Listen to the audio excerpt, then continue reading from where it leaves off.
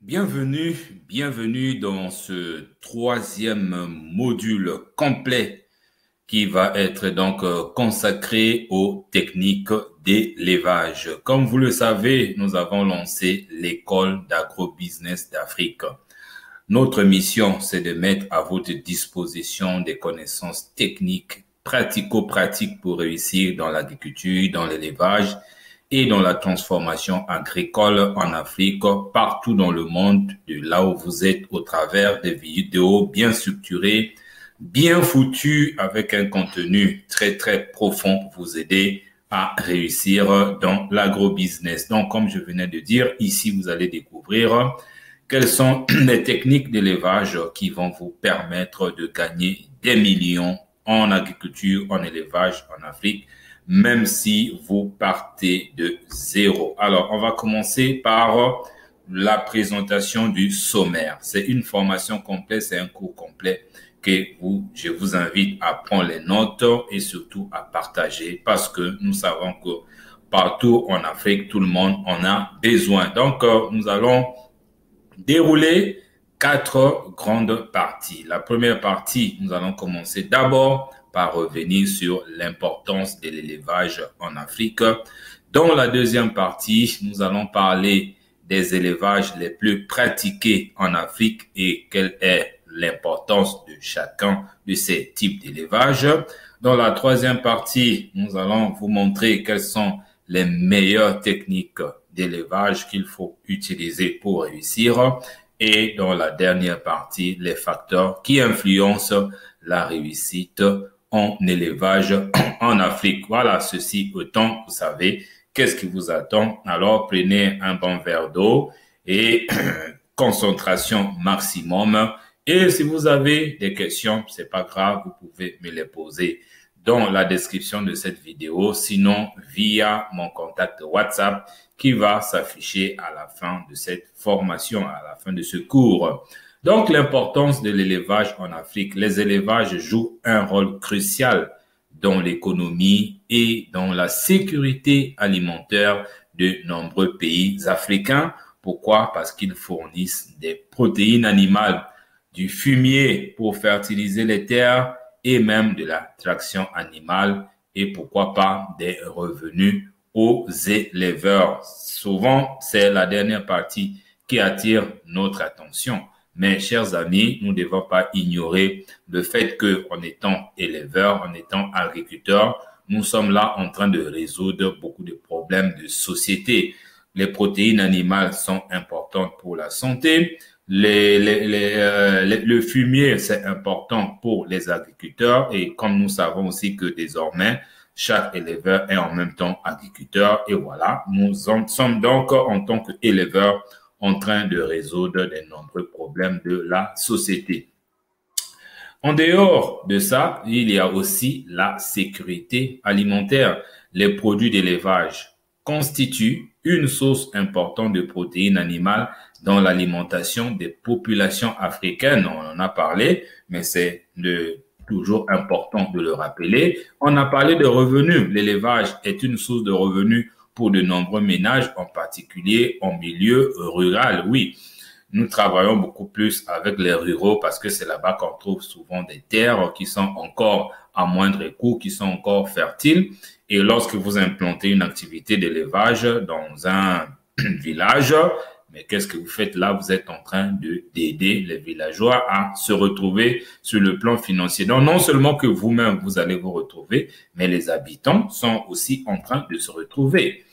La fertilité des sols, le fumier produit par les animaux améliore la fertilité des sols et favorisant ainsi l'agriculture, comme je venais de le dire, et l'attraction animale, c'est la même chose. Les animaux de trait sont utilisés pour les travaux agricoles, pour le transport et pour d'autres tâches si vous êtes dans une région là où ces pratiques sont encore à la une. Donc ça, c'est vraiment l'importance de l'élevage. Vous venez là de comprendre pourquoi il est important pour toi et moi que nous nous lançons dans l'élevage en Afrique. Alors ceci étant, nous allons maintenant vous donner les élevages les plus pratiqués en Afrique et l'importance spécifique de chaque type d'élevage, puisque là, on a donné l'importance d'une manière générale sur le plan économique, sur le plan agricole. Mais là, nous allons entrer dans la spécificité de chaque type d'élevage. Le premier élevage que j'ai choisi pour vous, c'est l'élevage bovin. Très répandu en Afrique de l'Est, notamment en Éthiopie, au Kenya, en Tanzanie, et en Afrique de l'Ouest, notamment en Niger, au Mali ou au Burkina Faso. Donc, c'est déjà des pays dans lesquels ces types d'élevage sont pratiqués et dans lesquels vous pouvez bien implanter ce type d'élevage. La vente de la viande, de lait et d'autres produits laitiers constitue donc une source de revenus importante pour de nombreux éleveurs, contribuant ainsi à la sécurité alimentaire et à l'amélioration des conditions de vie. Ça aussi, c'est très important, les amis. Quand on se lance dans l'agro-business, on contribue à l'amélioration des conditions de vie. Il n'y a rien de plus gratifiant que de savoir qu'on est en train d'aider les gens à mieux vivre. Donc, en se lançant dans l'élevage bovin, vous allez produire la viande, vous allez produire le lait et pourquoi pas d'autres produits dérivés qui viennent et afin de permettre à nous, les Africains, de boire du lait naturel, de manger de la viande fraîche, de bonne capacité. Vous voyez, c'est pas vraiment seulement au niveau des avantages financiers, mais il y a beaucoup d'autres avantages. Et le deuxième type d'élevage, c'est l'élevage caprin, oui, présent dans presque toute l'Afrique, notamment dans les zones arides et les zones semi-arides. Alors, qu'est-ce qu'on en trouve? Pourquoi on le fait, l'élevage caprin? À cause de la vente des produits caprins, notamment le lait, la viande et même la peau. Et cela génère des revenus pour les éleveurs, contribuant aussi toujours à l'amélioration des conditions de vie des populations. J'ai une vidéo là où j'avais montré plusieurs avantages que des élevages caprins. Ici, on a montré seulement 3 avantages, mais il y a plus que ça, hein. Donc, vous pouvez retrouver la vidéo sur la chaîne puisque c'est pas l'objet de ce cours, mais nous allons garder l'œil sur les objectifs de ce cours. Le quatrième type d'élevage, c'est l'élevage des porcs, plus répandu en Afrique de l'Ouest et en Afrique centrale, où ils sont souvent élevés en système traditionnel. Et là aussi, c'est quand même la puce que je mets à votre oreille. Nous devons tendre vers les systèmes beaucoup plus commerciaux que les systèmes traditionnels si nous voulons vraiment réussir dans l'élevage. Dans l'élevage porcin peut générer des revenus substantiels pour les éleveurs, en particulier ceux qui pratiquent l'élevage intensif ou semi-intensif. Et de toutes les façons, j'ai déjà créé toute une formation complète sur l'élevage intensif et semi-intensif des porcs. Il suffit de me le demander et je vous enverrai ça. Donc, c'est très important. Et nous avons un autre type d'élevage, c'est l'élevage des poulets de chair et des poules pondeuses. Voilà. Élevés dans toutes les régions d'Afrique, c'est ça la bonne nouvelle. Mais les systèmes intensifs sont plus développés dans les zones urbaines et périurbaines. Effectivement, c'est ça. C'est important de le noter parce que c'est un certain type d'élevage qui on peut développer vraiment même non loin des habitations. Ça se passe bien, il n'y a pas un souci particulier pour ça. Maintenant, importance d'abord de l'élevage des poulets de chair, puisque dans cette filière volaille, il y a la chair et il y a l'élevage et il y a la production des œufs. Alors, la viande de poulet est une excellente source de protéines, de fer et de vitamines, ce qui en fait un aliment de base dans de nombreux régimes alimentaires. Et le cycle de production d'un poulet de chair est relativement court, ce qui permet donc une production rapide et une adaptation facile aux fluctuations de la demande du marché. Voilà un peu la particularité de ce type d'élevage, l'élevage des poulets de chair. Et vous voyez comment ce que presque par semaine, hein, je ne connais pas une seule famille africaine qui ne mange pas au moins une fois le poulet par semaine. Donc, la demande est là, quitte à nous de rentrer dedans pour faire la différence. Et l'élevage des poulets de chair peut générer donc des revenus importants pour les petits exploitants et cela contribue toujours à l'amélioration des conditions de vie grâce à la viande de poule que vous proposez. Et en dehors de l'élevage des poulets de chair, il y a aussi la production des œufs. Les œufs de poule sont une source de protéines, de vitamines et de minéraux essentiels à une alimentation équilibrée et cela procure aussi des revenus parce que la vente des œufs peut fournir un revenu régulier aux éleveurs, même à petite échelle. Et moi, j'ai fait une étude un peu économique de cette activité. Je me suis rendu compte que si, par exemple, vous arrivez à produire jusqu'à 20 000 œufs, sachez que vous allez faire près de 100 millions de francs CFA par année. Et ça, c'est intéressant. C'est plus que ce qu'on peut avoir dans l'immobilier, dans la bourse. Bref, donc, c'est très important de se concentrer sur ce type d'élevage. Et en dehors de ça, les fientes des poules peuvent être utilisées comme engrais, ce qui en fait aussi un sous-produit qui va être valorisable. Et ça, c'est hyper important. Donc, en dehors des œufs, vous avez aussi les fientes que vous pouvez vendre ou que vous pouvez vous-même utiliser. Un autre type d'élevage ici, c'est l'élevage des poissons. L'aquaculture se développe de plus en plus, notamment dans les pays côtiers et autour des grands lacs. Mais maintenant que nous avons, par exemple, la pisciculture hors sol, à ce moment-là, on peut maintenant pratiquer la pisciculture ou l'aquaculture partout en Afrique. Le secteur de la pisciculture crée de nombreux emplois, tant dans la production que dans la transformation et même la commercialisation. Et là, ce n'est pas seulement au niveau de la pisciculture, hein, que ce soit l'élevage de poulets, des porcs, des ovins et tout ça là, on peut aller plus loin en apportant une valeur ajoutée dans la transformation, de la commercialisation. Cela contribue aussi à réduire le chômage, en particulier dans les zones rurales, et la vente de poissons d'élevage peut générer des revenus importants pour les pisciculteurs. Et un autre type d'élevage, parce qu'il y en a beaucoup, il y a l'élevage des mouches soldats noirs. Et ça, souvent, j'adore aussi.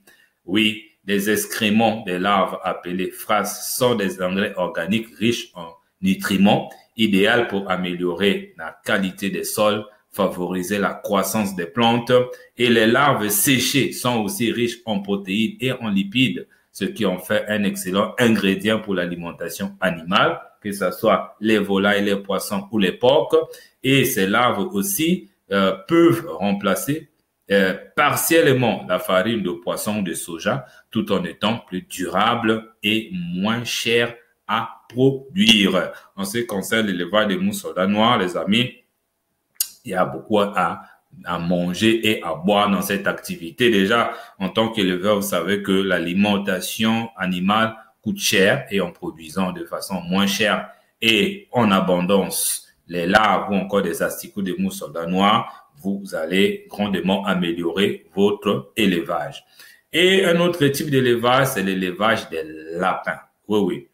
La reproduction, la particularité, c'est ça. La reproduction est rapide et l'alimentation riche en protéines et la protection contre les prédateurs en ce qui concerne l'élevage des lapins. Et c'est bien développé maintenant dans beaucoup de pays africains et des gens qui font de l'argent avec. Et c'est aussi du fumier, les fientes de lapin, bref, la viande de lapin intéressante.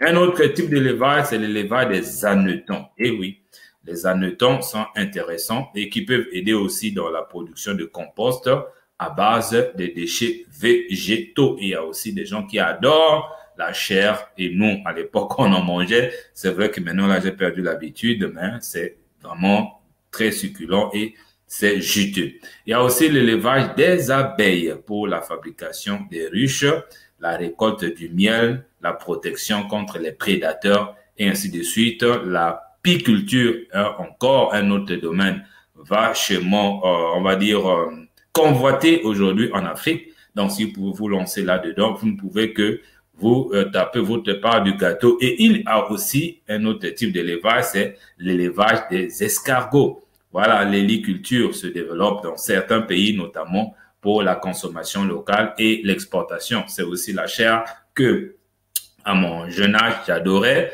Maintenant, comme on a quitté le village, maintenant on est en ville, on a perdu l'habitude, mais ça demeure toujours une bonne chair. Donc voilà les différents types d'élevage que je tenais à mettre à vos dispositions. Certains que vous connaissez déjà, d'autres que vous apprenez nouvellement. mais sinon que ce sont tous ces élevages dont je viens de citer sont aujourd'hui pratiqués en Afrique et produisent des revenus intéressants aux éleveurs.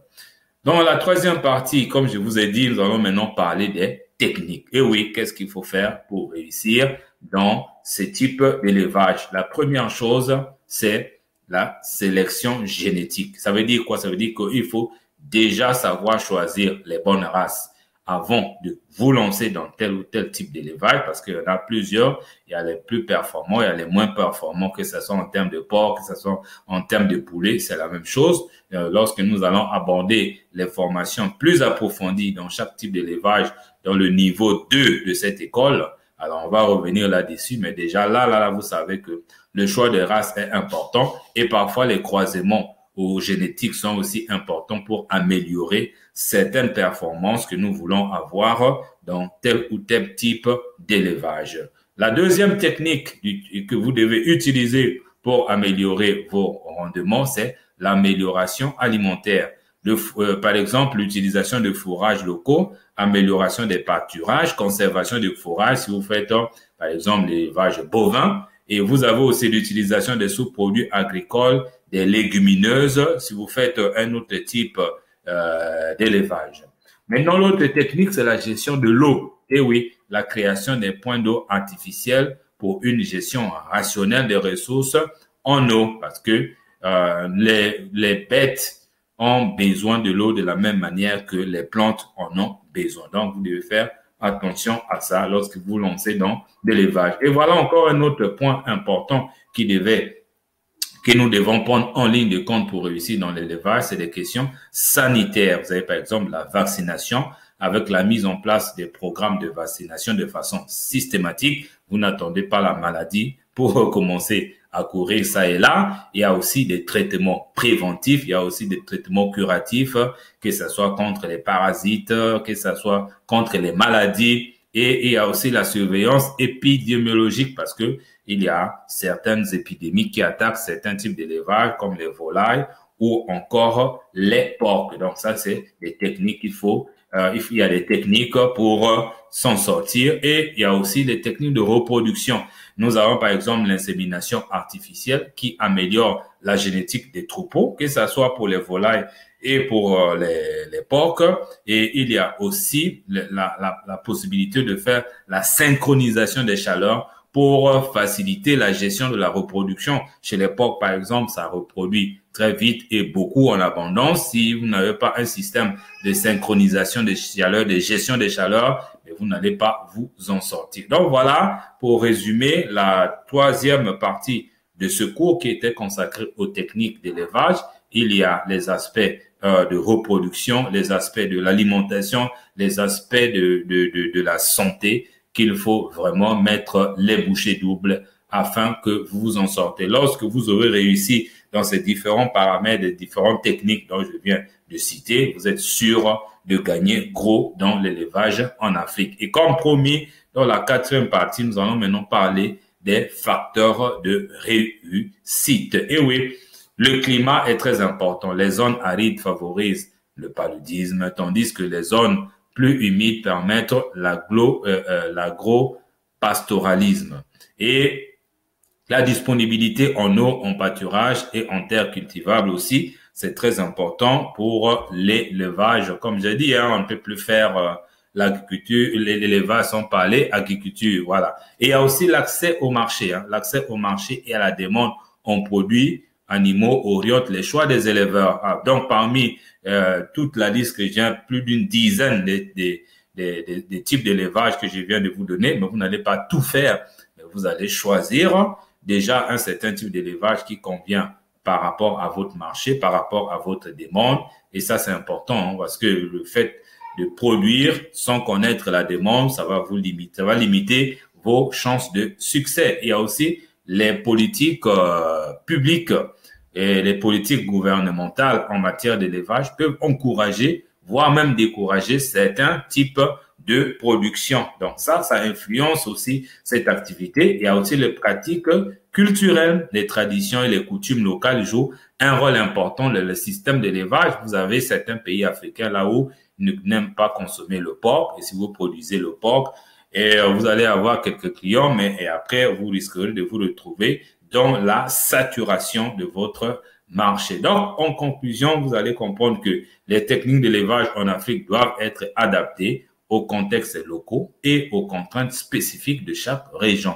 Une approche plus intégrée associant amélioration génétique, nutrition, santé animale, gestion des pâturages et développement des filières est donc nécessaire pour améliorer la productivité et la durabilité de l'élevage en Afrique et vous permettre de gagner gros. Ceci étant, je ne peux que vous remercier d'avoir été jusqu'à la fin de ce cours. Maintenant que vous avez mes contacts qui s'affichent devant vous, alors vous pouvez me contacter pour en savoir un peu plus. Pourquoi pas prendre des formations plus approfondies, mais je vous rappelle que nous sommes toute une école qui a un cycle complet. Donc là, on est au troisième module. Les premiers modules, déjà, je vais les mettre dans la description de cette vidéo, mais je vous demande de garder un contact permanent avec nous. Surtout, vous abonner sur la chaîne et cliquer sur la cloche de notification afin d'être averti dès qu'une nouvelle vidéo de formation est publiée. Si vous avez vraiment apprécié, n'oubliez pas de me donner un pouce bleu, de partager et pourquoi pas de faire des commentaires. Ça m'a fait plaisir. Nous nous retrouverons dans le prochain cours. Merci beaucoup.